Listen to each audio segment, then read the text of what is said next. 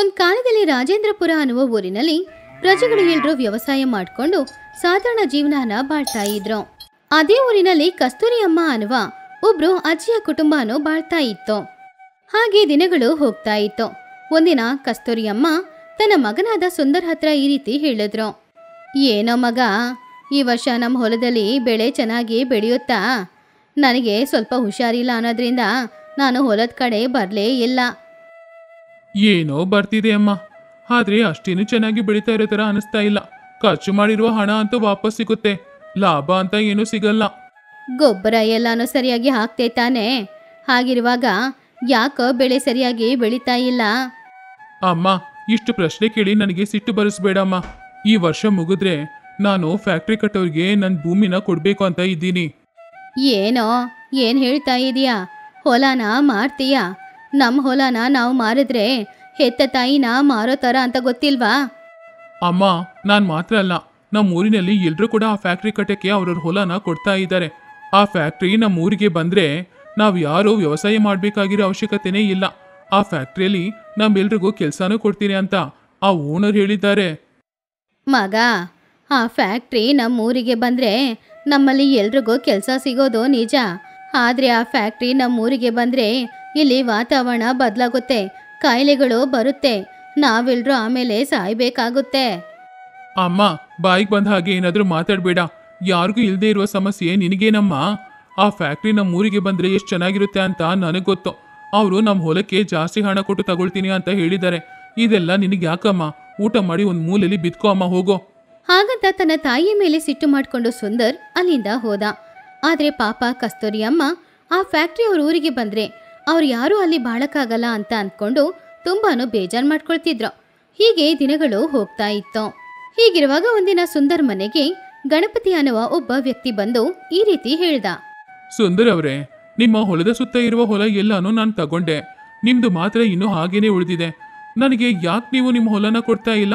ತಡ ಮಾಡ್ತಾ ಇದ್ದೀರಾ? ಹೊಲನ ಕೊಡ್ತಿರೋ ಇಲ್ವೋ? ಏನ್ ಗಣಪತಿ ಅವರೇ ಹಾಗೆ ಕೇಳ್ತಾ ಇದ್ದೀರಾ? ನಾನು ನನ್ನ ಹೊಲನ ನಿಮ್ಗೆ ಮಾರ್ಬೇಕು ಅಂತಾನೆ ಇದ್ದೀನಿ. ಆದ್ರೆ ಆ ಹೊಲ ನಮ್ಮಮ್ಮನ ಹೆಸರಲ್ಲಿ ಇದೆ. ನಮ್ಮಮ್ಮ ಸೈನ್ ಹಾಕಿದ್ರೇನೆ ಆ ಹೊಲನ ಮಾರಕ್ಕಾಗೋದು. ಹೌದಾ? ಹಾಗಾದ್ರೆ ನಿಮ್ಮಮ್ಮನ ಬರಕೇಳಿ, ಈ ಪತ್ರದಲ್ಲಿ ಒಂದು ಸೈನ್ ಮಾಡಕ್ಕೆ ಹೇಳಿ. ಆಮೇಲೆ ನಿಮ್ಮ ಹೊಲಕ್ಕೆ ಎಷ್ಟು ಹಣ ಕೊಡಬೇಕು ಅಷ್ಟನ್ನ ಇವಾಗಲೇ ಕೊಡ್ತೀನಿ. ನೀವು ನಿಮ್ಮ ಹೊಲನ ಮಾರಿದ್ರೆ ಈ ಊರಿನಲ್ಲಿರುವ ಎಲ್ಲ ಹೊಲನೂ ನನಗೆ ಸ್ವಂತ ಆಗುತ್ತೆ. ಆವಾಗ ನಾನು ಯಾವುದೇ ಭಯನೇ ಇಲ್ಲದೆ ಫ್ಯಾಕ್ಟ್ರಿ ಕಟ್ಟೆ ಕೆಲಸ ಶುರು ಮಾಡ್ತೀನಿ. ಹಾಗಂತ ಅವ್ರು ಮಾತಾಡ್ತಾ ಇದ್ದಾಗ ಕಸ್ತೂರಿ ಅಮ್ಮ ಬಂದು ಈ ರೀತಿ ಹೇಳಿದ್ರು. ಯಾರೋ ಹೇಳಿದೋ ನಿನಗೆ ನಾನು ನನ್ನ ಹೊಲನ ಮಾರ್ತೀನಿ ಅಂತ? ಇಲ್ಲಿ ನೋಡೋ, ಎಲ್ರೂ ಅವ್ರವ್ರ ಹೊಲನ ಮಾರಿರ್ಬೋದು, ಆದರೆ ನಾನಂತೂ ಖಂಡಿತ ನನ್ನ ಹೊಲನ ನಿನಗೆ ಮಾರಲ್ಲ. ಯಾಕಂದ್ರೆ ಇಲ್ಲಿರುವ ಎಲ್ಲ ಹೊಲನೂ ನೀ ತಗೊಂಡು ಫ್ಯಾಕ್ಟ್ರಿ ಕಟ್ಟಿ ಇಲ್ಲಿ ವ್ಯವಸಾಯನೇ ನಡಿಬಾರ್ದು ಅಂತ ನೀನು ಪ್ಲ್ಯಾನ್ ಹಾಕ್ತಾ ಇದೆಯಾ? ಅದಕ್ಕೆ ನಾನು ಬಿಡಲ್ಲ ಕಣೋ.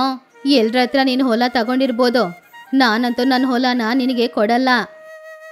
ಅದನ್ನು ಕೇಳಿ ಸುಂದರ್ ಅವನ ತಾಯಿ ಹತ್ರ ಈ ರೀತಿ ಹೇಳ್ದ. ಅಮ್ಮ, ನಮ್ಮ ಹೊಲ ಮಾತ್ರ ಮಧ್ಯದಲ್ಲಿ ಇದೆ. ಉಳಿದಿರುವ ಎಲ್ಲ ಹೊಲನೂ ಅವ್ರು ತಗೊಂಡ್ರು. ನಮ್ಮ ಹೊಲಕ್ಕೆ ಸ್ವಲ್ಪ ಜಾಸ್ತಿನೇ ಹಣ ಕೊಡ್ತೀನಿ ಅಂತ ಅವರು ಹೇಳ್ತಾ ಇದ್ದಾರೆ ಅಮ್ಮ. ಸಾಧಾರಣವಾಗಿ ಹೊಲ ಮಾರಬೇಕು ಅಂದ್ರೆ ಸಡನ್ ಆಗಿ ಮಾರಕ್ಕಾಗಲ್ಲ. ಆದ್ರೆ ಅವರು ಇವಾಗ್ಲೇ ತಗೊಂಡು ಹಣ ಇವಾಗ್ಲೇ ಕೊಡ್ತೀನಿ ಅಂತ ಹೇಳ್ತಾ ಇದ್ದಾರೆ. ಹಾಗಂತ ತಾಯಿ ಹತ್ರ ಅವನು ಬೇಡಿ ಕೇಳ್ಕೊಳ್ತಾ ಇದ್ದ. ಆವಾಗ ಕಸ್ತೂರಿ ಅಮ್ಮ ಈ ರೀತಿ ಹೇಳಿದ್ರು. ಏನೋ ಮಗ, ನೀನು ಗೊತ್ತಿಲ್ಲದೆ ಮಾತಾಡ್ತಿದ್ಯಾ? ಅವನು ನಮ್ಮೂರಲ್ಲಿ ಫ್ಯಾಕ್ಟ್ರಿ ಕಟ್ಟಿದ್ರೆ ಆ ಫ್ಯಾಕ್ಟ್ರಿಯಿಂದ ಬರುವ ವೇಸ್ಟ್ಗಳೆಲ್ಲ ನಮ್ಮೂರಿನ ಮಣ್ಣಿನಲ್ಲಿ, ನದಿ ನೀರಿನಲ್ಲಿ ಬೆರೆಸೋಗುತ್ತೆ. ಆವಾಗ ನಮಗೆ ಅದ್ರ ಮೂಲಕ ಕಾಯಿಲೆ ಬರುತ್ತೆ. ಕಲುಷಿತವಾದ ಆ ನೀರನ್ನು ನಾವು ಕುಡಿದ್ರೆ, ಕಲುಷಿತವಾದ ಗಾಳಿನ ನಾವು ಶ್ವಾಸಿಸಿದ್ರೆ ನಾವು ಮಾತ್ರ ಅಲ್ಲ ಕಣೋ, ನಮ್ಮೆಲ್ರಿಗೂ ಕೂಡ ತುಂಬ ಸಮಸ್ಯೆ ಬರುತ್ತೆ. ನೀನು ಇವನು ಕೊಡೋ ಹಣಕ್ಕೋಸ್ಕರ ಆಸೆ ಪಡ್ತಾ ಇದೆಯಾ? ಆದರೆ ನಾನು ಮಾತ್ರ ಇವನು ಫ್ಯಾಕ್ಟ್ರಿ ಕಟ್ಟಿದ ಮೇಲೆ ನಾವೆಲ್ಲರೂ ಇಲ್ಲಿ ಬಾಳಕ್ಕಾಗಲ್ಲ ಅಂತ ಹೇಳ್ತಾ ಇದ್ದೀನಿ ಕಣೋ. ಅಮ್ಮ, ಈ ಊರಲ್ಲಿ ಯಾರಿಗೂ ಇಲ್ಲದೆ ಇರುವ ಸಮಸ್ಯೆ ನಿನಗೇನಮ್ಮ? ಎಲ್ಲರೂ ಅವ್ರವ್ರ ಹೊಲನ ಮಾರಿ ಕೈ ತುಂಬ ಹಣನ ತಗೊಂಡು ಇಟ್ಕೊಂಡಿದ್ದಾರೆ ತಾನೆ. ಅಂಥವ್ರಿಗೋಸ್ಕರ ನೀನು ಯಾಕಮ್ಮ ಯೋಚನೆ ಮಾಡ್ತಾ ಇದೀಯಾ? ನಾನು ಮಾತ್ರ ಸ್ವಲ್ಪನೂ ಹಣ ಸಂಪಾದನೆ ಮಾಡಬಾರ್ದಾ? ಇಲ್ಲಿ ನೋಡೋ, ಎಲ್ಲರೂ ಏನೋ ಗೊತ್ತಿಲ್ಲದೆ ತಪ್ಪು ಮಾಡ್ತಾ ಇದ್ದಾರೆ ಅಂತ ನಾನು ಎಲ್ಲನೂ ಗೊತ್ತಿದ್ದು ತಪ್ಪು ಮಾಡೋಕ್ಕಾಗಲ್ಲ. ಮೊದಲು ಎಲ್ಲರ ಹತ್ರನೂ ಹೋಗಿ ಹೇಳಬೇಕು. ಈ ಫ್ಯಾಕ್ಟ್ರಿ ನಮ್ಮ ಊರಿನಲ್ಲಿ ಕಟ್ಟಿದ್ರೆ ಅದರಿಂದ ಏನೇನು ಸಮಸ್ಯೆಗಳು ಬರುತ್ತೆ ಅಂತ ಊರಿನವ್ರ ಹತ್ರ ಹೇಳಿದ್ರೆ ತಾನೇ ಅವ್ರಿಗೂ ಕೂಡ ಗೊತ್ತಾಗೋದು. ಆವಾಗ ಅವರು ಅವ್ರ ಹೊಲನ ವಾಪಸ್ ತಗೊಳ್ತಾರೆ. ಹಾಗಂತ ಕಸ್ತೂರಿ ಅಮ್ಮ ಏನ್ ಹೇಳ್ಬೇಕು ಅಂತ ಅಂದ್ಕೊಂಡ್ರು ಎಲ್ಲಾನು ಹೇಳಿದ್ರು. ಅದನ್ನ ಕೇಳಿ ಗಣಪತಿ ಅವನ ಮನ್ಸಲ್ಲಿ ಈ ರೀತಿ ಅಂದ್ಕೊಂಡ. ಈ ಮುದುಕಿಗೆ ವಯಸ್ಸಾಗಿದ್ರು ಬುದ್ಧಿವಂತೆ, ಎಲ್ಲಾನು ಕಂಡುಹಿಡಿತಾ ಇದ್ದಾಳೆ. ಈ ಊರಿನಲ್ಲಿ ನಾನು ಫ್ಯಾಕ್ಟ್ರಿ ಕಟ್ಟಿದ್ರೆ ಆಮೇಲೆ ಏನೇನಾಗುತ್ತೋ ಎಲ್ಲಾನು ಹಾಗೇನೆ ಹೇಳ್ತಾ ಇದ್ದಾಳೆ.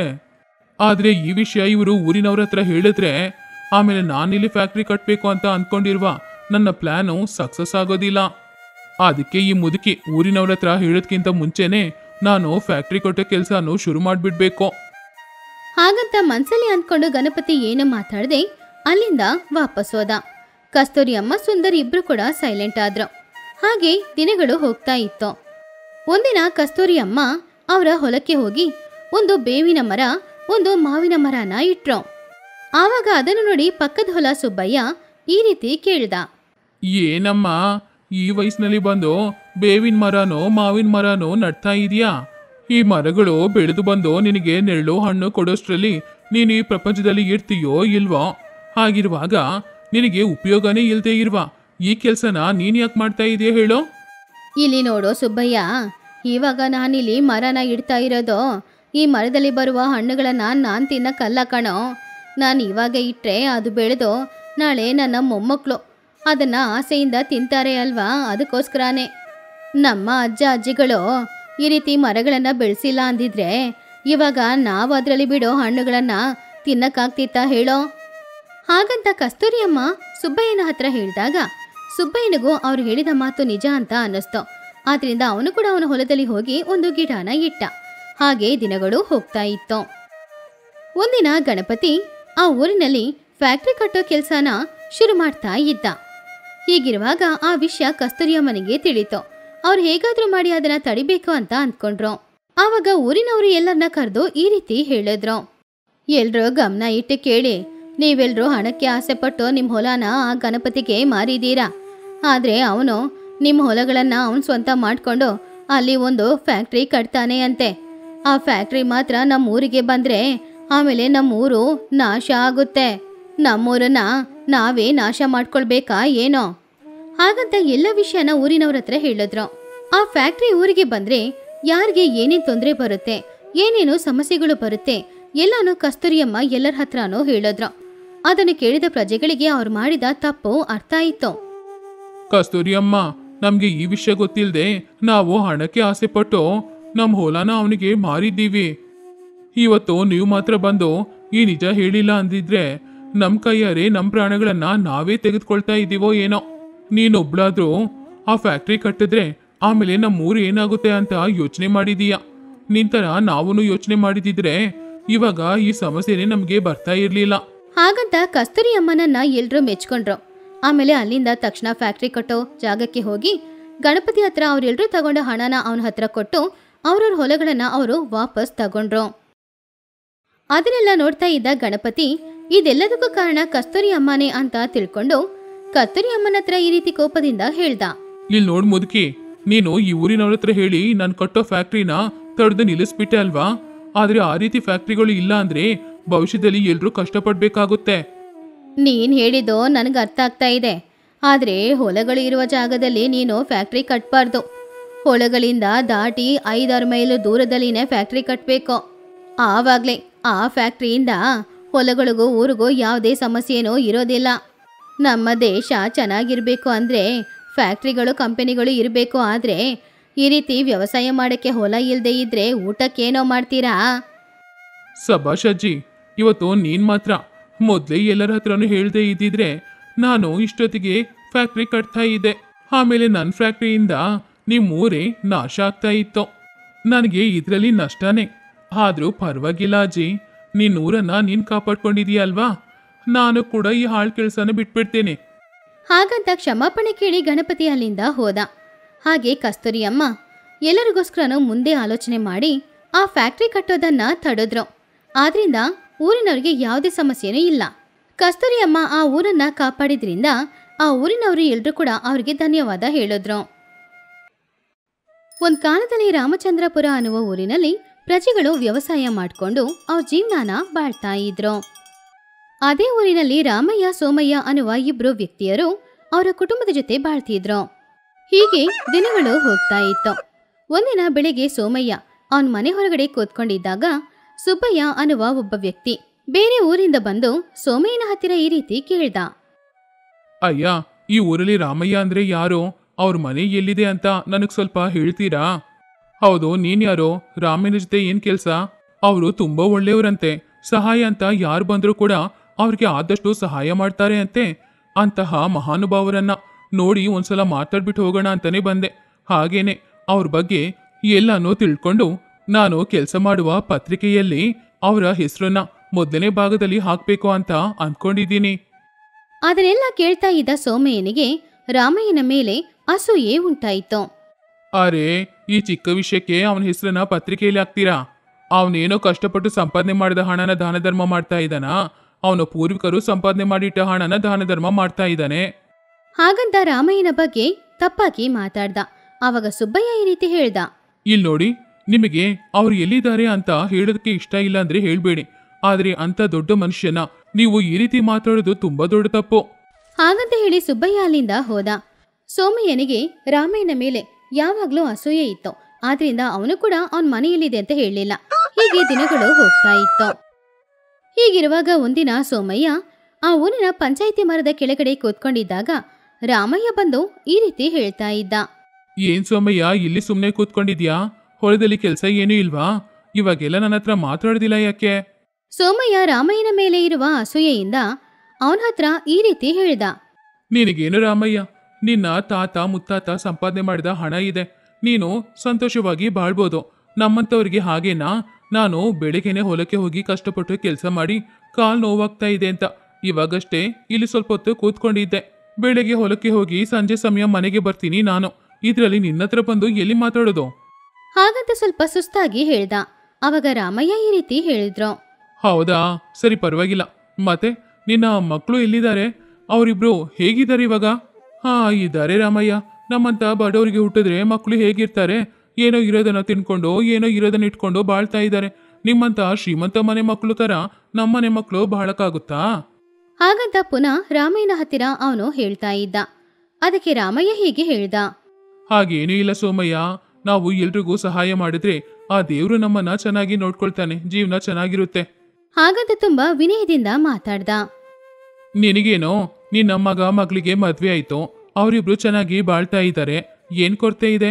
ಈ ರೀತಿನೇ ಮಾತಾಡ್ತೀಯಾ? ನೀನ್ ಹೇಳಿದ್ದೋ ನಿಜಾನೇ ಸೋಮಯ್ಯ. ನನ್ನ ಮಕ್ಕಳಿಬ್ರು ಚೆನ್ನಾಗಿದ್ದಾರೆ, ಅವ್ರ ಜೀವನದಲ್ಲಿ ಯಾವುದೇ ಕಷ್ಟನೂ ಇಲ್ಲ. ಅದಕ್ಕೆ ನಾನು ನನ್ನ ಉಳಿದ ಜೀವನನ ದೇವರಿಗೆ ಸೇವೆ ಮಾಡ್ಕೊಂಡು ಬಾಳ್ಬೇಕು ಅಂತ ಅಂದ್ಕೊಂಡಿದ್ದೀನಿ. ಅದಕ್ಕೇನಾದ್ರೂ ಒಂದು ದಾರಿ ಇದ್ರೆ ಹೇಳ್ತೀಯಾ?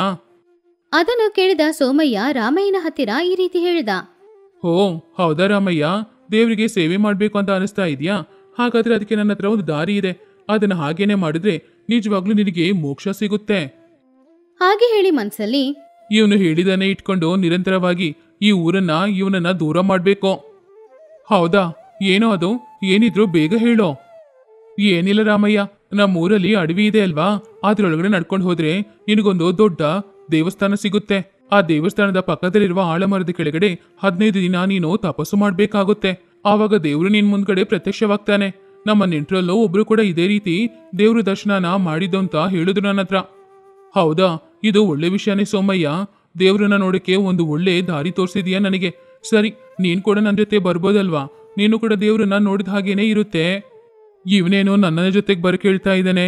ಇವನು ಅಡವಿಯಲ್ಲಿ 15 ದಿನ ತಪಸ್ಸು ಮಾಡ್ತಾ ಇರುವಾಗ ಹುಲಿನೋ ಸಿಂಹನೋ ಬಂದು ಇವನನ್ನ ತಿಂದ್ಬಿಡುತ್ತೆ. ಹೇಗೋ ಸತ್ತೋಗ್ತಾನೆ. ಆಮೇಲೆ ಊರಿನಲ್ಲಿ ಯಾರು ಇವನ್ ಬಗ್ಗೆ ತುಂಬಾನು ಮೆಚ್ಕೊಳ್ಳೋದಿಲ್ಲ, ಹೆಮ್ಮೆಯಿಂದ ಮಾತಾಡೋದಿಲ್ಲ. ಇವಾಗ ಏನ್ ಮಾಡೋದು? ಹಾಗಂತ ಮನ್ಸಲ್ಲಿ ಅಂದ್ಕೊಂಡು ನಾನಿಂದ ನಿನ್ ಜೊತೆ ಬರಕ್ಕಾಗಲ್ಲ ರಾಮಯ್ಯ. ನನಗೆ ನನ್ನ ಮಗಳಿಗೆ ಮದುವೆ ಮಾಡ್ಬೇಕು, ಮಗನಿಗೆ ಮದುವೆ ಮಾಡ್ಬೇಕು, ಸುಮಾರು ಕರ್ತವ್ಯಗಳು ಇದೆ. ಹಾಗಂತ ರಾಮಯ್ಯನ ಹತ್ತಿರ ಹೇಳಿ ಸೋಮಯ್ಯ ತಪ್ಪಿಸ್ಕೊಂಡು ಅಲ್ಲಿಂದ ಹೋಗ್ಬಿಟ್ಟ. ಸೋಮಯ್ಯ ಹೇಳಿದನ್ನ ಕೇಳಿ ದೇವ್ರು ನಿಜವಾಗ್ಲೂ ಅಡವಿಯಲ್ಲೇ ಇದ್ದಾನೋ ಏನೋ, ನಾನು ಹೋಗಿ ತಪಸ್ಸು ಮಾಡಿದ್ರೆ ದೇವರ ದರ್ಶನ ಸಿಗುತ್ತೆ ಅಂತ ರಾಮಯ್ಯ ಅಂದ್ಕೊಳ್ತಾ ಇದ್ದ. ಹೀಗಿರುವಾಗ ಒಂದಿನ ಬೆಳಗ್ಗೆ ಸಮಯ ರಾಮಯ್ಯ ಸೋಮಯ್ಯ ಹೇಳಿದ ಹಾಗೇನೆ ಅಡವಿಯಲ್ಲಿ ತಪಸ್ಸು ಮಾಡೋದಕ್ಕೋಸ್ಕರ ಹೊರಟೋದ. ಹಾಗೆ 15 ದಿನಗಳು ಕೂಡ ಹೋಯ್ತು. ಆದ್ರೆ 15 ದಿನಗಳಾದ್ರೂ ರಾಮಯ್ಯ ಅಂತೂ ಊರಿಗೆ ವಾಪಸ್ ಬರ್ಲೇ ಇಲ್ಲ. ಆದ್ರಿಂದ ಸೋಮಯ್ಯ ರಾಮಯ್ಯನ ಮನೆಗೆ ಹೋಗಿ ಅವನ ಹೆಂಡತಿಯಾದ ಮಂಗಮ್ಮನ ಹತ್ತಿರ ಈ ರೀತಿ ಕೇಳಿದ. ಏನಮ್ಮ ತಂಗಿ, ರಾಮಯ್ಯ ಇನ್ನೂ ಬರ್ಲಿಲ್ವಾ? ಅವನು ಹೋಗಿ 16 ದಿನ ಆಯ್ತು, ಇನ್ನೂ ಬಂದಿಲ್ಲ ಅಂದ್ರೆ ಅಡವಿಯಲ್ಲಿ ನಡಿಬಾರ್ದು ಏನಾದ್ರೂ ನಡೆದೋಯ್ತಾ? ಹಾಗಂತ ಸ್ವಲ್ಪ ಸಂದೇಹದಿಂದ ಕೇಳ್ದ. ಆವಾಗ ಮಂಗಮ್ಮ ಈ ರೀತಿ ಹೇಳಿದ್ಲು. ಏನಣ್ಣಯ್ಯ ಹಾಗೆ ಮಾತಾಡ್ತಿದ್ಯಾ? ನಡಿಬಾರ್ದು ಏನಾದ್ರೂ ನಡೆದಿರುತ್ತೆ ಅಂದ್ರೆ ಏನರ್ಥ? ಅದೇಮಾ, ಅಡವಿಯಲ್ಲಿ ಹೇಗೂ ಕ್ರೂರ ಮೃಗಗಳು ತಿರುಗಾಡ್ತಾ ಇರುತ್ತೆ ಅಲ್ವಾ? ರಾಮಯ್ಯ ಬೇರೆ ಒಬ್ನೇ ಹೋಗಿದ್ದಾನೆ. ಅವನು ತಪಸ್ಸು ಮಾಡ್ತಾ ಇರುವ ಸಮಯದಲ್ಲಿ ಕ್ರೂರ ಮೃಗಗಳು ಬಂದು ಅವನನ್ನ ಕಚ್ಚಿ ತಿಂದಿದ್ರೆ, ಏನಾದ್ರೂ ಆಗಿದ್ರೆ ಅದೇ ಹೇಳ್ತಿದ್ದೀನಿ. ಹಾಗಂತ ಸೋಮಯ್ಯ ಹೇಳಿದನ್ನ ಕೇಳಿ ಪಾಪ ಮಂಗಮ್ಮ ತನ್ನ ಗಂಡನಿಗೆ ಏನಾದ್ರೂ ಆಗಿರ್ಬೋದೋ ಏನೋ ಅಂತ ಅಂದ್ಕೊಂಡು ಅವಳು ಜೋರಾಗಿ ಅಳ್ತಾ ಇದ್ಲು. ಆದ್ರೆ ಅಷ್ಟರಲ್ಲಿ ಅಲ್ಲಿಗೆ ರಾಮಯ್ಯ ಬಂದ. ರಾಮಯ್ಯನನ್ನ ನೋಡಿ ಸೋಮಯ್ಯ ಆಶ್ಚರ್ಯಪಟ್ಟ. ಅವನಿಗೆ ಏನು ಅನ್ನೋದು ಏನೋ ಅರ್ಥನೇ ಆಗ್ಲಿಲ್ಲ. ಆವಾಗ ರಾಮಯ್ಯ ಸೋಮಯ್ಯನ ಹತ್ತಿರ ಈ ರೀತಿ ಹೇಳ್ದ. ಸೋಮಯ್ಯ, ತುಂಬಾ ಧನ್ಯವಾದ ಕಣೋ. ನೀನು ಹೇಳಿದ ಹಾಗೇನೆ ಅಡವಿಗೆ ಹೋಗಿ ನಾನು ತಪಸ್ಸು ಮಾಡಿದಾಗ ದೇವರು ಪ್ರತ್ಯಕ್ಷವಾಗಿ ನಿನಗೇನ್ ವರ ಬೇಕು ಅಂತ ಕೇಳಿದ್ರು. ಇನ್ನು ಕೆಲವು ದಿನಗಳಲ್ಲಿ ನನಗೆ ವಜ್ರ ವೈಡೂರ್ಯಗಳನ್ನ ಕೊಡ್ತೀನಿ ಅಂತಾನು ಹೇಳಿದ್ರು. ನಿಜವಾಗ್ಲೂ ಇದೆಲ್ಲದಕ್ಕೂ ಕಾರಣ ನೀನೇ. ಅದಕ್ಕೆ ನಿನಗೆ ಧನ್ಯವಾದ ತಿಳಿಸ್ತಾ ಇದ್ದೀನಿ. ಹಾಗಂತ ಸೋಮಯ್ಯನನ್ನ ಮೆಚ್ಕೊಳ್ತಾ ಇದ್ದ. ಆದ್ರೆ ಸೋಮಯ್ಯನಿಗೆ ಏನಿದು ಅಂತ ಏನೂ ಅರ್ಥ ಆಗ್ಲಿಲ್ಲ. ಅವನು ಈ ರೀತಿ ಕೇಳಿದ. ರಾಮಯ್ಯ, ನಿಜವಾಗ್ಲೂ ನೀನು ದೇವ್ರನ್ನ ನೋಡಿದ್ಯಾ? ದೇವ್ರು ವಜ್ರ ವೈಡೂರ್ಯ ಎಲ್ಲ ಕೊಡ್ತೀನಿ ಅಂತ ಹೇಳಿದ್ರಾ? ನಿಜಾನ ಇದೆಲ್ಲ? ಹೌದು ಸೋಮಯ್ಯ, ನಾನು ಹೇಳಿದ್ದೆಲ್ಲ ನಿಜಾನೇ. ನೀನು ಹೇಳಿದ್ರಿಂದಾನೇ ನಾನು ಅಡವಿಗೆ ಹೋದೆ. ದೇವ್ರು ಪ್ರತ್ಯಕ್ಷವಾಗಿ ನನಗೆ ಈ ವರನು ಕೊಟ್ರು. ಹಾಗಂತ ಸೋಮಯ್ಯನ ಹತ್ತಿರ ಹೇಳಿ ಮನೆಯೊಳಗಡೆ ಹೋದ ರಾಮಯ್ಯ. ಆದ್ರೆ ಸೋಮಯ್ಯ ಅವನ ಅಸೂಯೆ ಗುಣದಿಂದ ಈ ರೀತಿ ಅಂದ್ಕೊಳ್ತಿದ್ದ. ಇದೇನಿದು? ನಾನು ಅಂದ್ಕೊಂಡಿದ್ದೊಂದು ನಡೆದಿದ್ದೊಂದು. ಈ ರಾಮಯ್ಯನ ಆ ಕ್ರೂರ ಮೃಗಗಳು ಕೊಂದಾಗ್ಬಿಡುತ್ತೆ ಅಂತ ಅಂದ್ಕೊಂಡಿದ್ರೆ ಇವನು ದೇವ್ರನ್ನ ನೋಡಿ ವಜ್ರ ವೈಡೂರ್ಯ ಎಲ್ಲಾನು ಕೇಳ್ಕೊಂಡ್ ಬಂದಿದ್ದಾನೆ. ಹಾ, ಇದೆಲ್ಲದಕ್ಕೂ ಕಾರಣ ನಾನೇ. ಇವನಿಗೆ ಬದಲಾಗಿ ನಾನು ಹೋಗಿದ್ರೆ ಚೆನ್ನಾಗಿರ್ತಿತ್ತು. ಇವಾಗ್ಲೂ ಸಮಯ ಮಿಂಚಿ ಹೋಗಿಲ್ಲ. ಇವಾಗ್ಲೇ ನಾನು ಅಡವಿಗೆ ಹೋಗಿ ತಪಸ್ಸು ಮಾಡಿ ದೇವ್ರ ದರ್ಶನ ನೋಡಿ ವಜ್ರ ವೈಡೂರ್ಯನ ಕೇಳ್ತೀನಿ. ಹಾಗಂತ ಅಂದ್ಕೊಂಡು ಸೋಮಯ್ಯ ಅಲ್ಲಿಂದ ಹೋದ. ಹಾಗೆ 2 ದಿನಗಳು ಕಳೀತು. ರಾಮಯ್ಯ ಹೋದ ಹಾಗೇನೆ ಸೋಮಯ್ಯನು ಒಬ್ನೇ ಅಡವಿಗೆ ಹೋಗಿ ಒಂದು ಮರದ ಕೆಳಗಡೆ ಕೂತ್ಕೊಂಡು ದೇವ್ರಿಗೋಸ್ಕರ ತಪಸ್ಸು ಮಾಡ್ತಾ ಇದ್ದ. ಹೀಗಿರುವಾಗ ಒಂದಿನ ಒಂದು ಹುಲಿ ಬಂದು ಸೋಮಯ್ಯನ ಮುಂದ್ಗಡೆ ಕೂತ್ಕೊಂಡು ಜೋರಾಗಿ ಗರ್ಜಿಸ್ತಾ ಇತ್ತು. ಆವಾಗ ಸೋಮಯ್ಯ ಹುಲಿನ ನೋಡಿ ಜೋರಾಗಿ ಕಿಚ್ಚಾಡ್ತಾ ಇದ್ದ. ಆವಾಗ್ಲೇ ಅಲ್ಲಿಗೆ ಬಂದ ರಾಮಯ್ಯ ಅವನ ಕೈಯಲ್ಲಿದ್ದ ಚಾಕು ತಗೊಂಡು ಹುಲಿನ ಎದುರಿಸಿ ಅಲ್ಲಿಂದ ಓಡಿಸ್ದ. ಆವಾಗ ಸೋಮಯ್ಯ ರಾಮಯ್ಯನ ಹತ್ತಿರ ಹೀಗೆ ಹೇಳ್ದ. ರಾಮಯ್ಯ, ನಾನಿಲ್ಲಿಗೆ ಬಂದಿದ್ದು ನಿನಗೆ ಗೊತ್ತು? ನಿನ್ ಬಗ್ಗೆ ನನಗೆ ಗೊತ್ತಿಲ್ವಾ ಸೋಮಯ್ಯ? ನಿನ್ನ ಅಸೂಯೆ ಗುಣ ನನಗೆ ಗೊತ್ತು. ನನ್ನನ್ನ ಈ ರೀತಿ ಅಡವಿಗೆ ಕಳಿಸಿ ಈ ಹುಲಿಗಳು ನನ್ನನ್ನ ತಿಂದ್ಮೇಲೆ ನನ್ನ ಆಸ್ತಿಗಳನ್ನೆಲ್ಲ ಸ್ವಂತ ಮಾಡ್ಬೇಕು ಅಂತ ಅಂದ್ಕೊಂಡೆ ಅಲ್ವಾ ನೀನು? ಆದ್ರೆ ನಾನು ನಿನ್ನ ಹತ್ರ ಬಂದು ಹೇಳಿದ್ದೆಲ್ಲಾನು ಸುಳ್ಳು. ದೇವ್ರನ್ನ ನೋಡಿದೋ, ದೇವ್ರು ವಜ್ರ ವೈಡೂರ್ಯ ಕೊಟ್ಟ ಅಂತ ಹೇಳಿದ್ದು ಎಲ್ಲಾನು ಸುಳ್ಳು. ಇವಾಗ ಮಾತ್ರ ನಾನು ಬರ್ಲಿಲ್ಲ ಅಂದ್ರೆ ನಿನ್ನ ಪರಿಸ್ಥಿತಿ ಏನಾಗಿರುತ್ತೆ ಅಂತ ಯೋಚನೆ ಮಾಡಿ ನೋಡು. ಹಾಗಂತ ಕೋಪದಿಂದ ಬೈದು ಅಲ್ಲಿಂದ ಹೋಗ್ತಾ ಇದ್ದಾಗ ಸೋಮಯ್ಯ ರಾಮಯ್ಯನ ಹತ್ತಿರ ಈ ರೀತಿ ಹೇಳ್ದ. ರಾಮಯ್ಯ, ನನ್ನನ್ನ ಕ್ಷಮಿಸ್ಬಿಡು. ಊರಿನಲ್ಲಿ ಎಲ್ರೂ ನಿನ್ನ ಹೊಗಳ್ತಾ ಇರೋದ್ರಲ್ಲಿ ನನಗೆ ಸ್ವಲ್ಪನೂ ಇಷ್ಟ ಇಲ್ಲ. ಅದು ಅಲ್ಲದೆ ನೀನು ಆ ಊರಿನಲ್ಲೇ ದೊಡ್ಡ ಶ್ರೀಮಂತ. ಅದಕ್ಕೆ ನಿನ್ನನ್ನ ಏನಾದ್ರೂ ಮಾಡ್ಬೇಕು ಅಂತ ಅಂದ್ಕೊಂಡು ಈ ಅಡವಿಗೆ ಕಳಿಸ್ದೆ. ಆದ್ರೆ ನೀನು ಹೇಗೋ ತಪ್ಪಿಸ್ಕೊಂಡ್ ಬಂದು ನನಗೇನೆ ಪಾಠ ಕಲ್ಸ್ಕೊಟ್ಟಿದೀಯ. ಇವಾಗ ನೀನ್ ಬರ್ಲಿಲ್ಲ ಅಂದ್ರೆ ನನ್ ಪ್ರಾಣ ಏನಾಗ್ತಿತ್ತೋ ಏನೋ.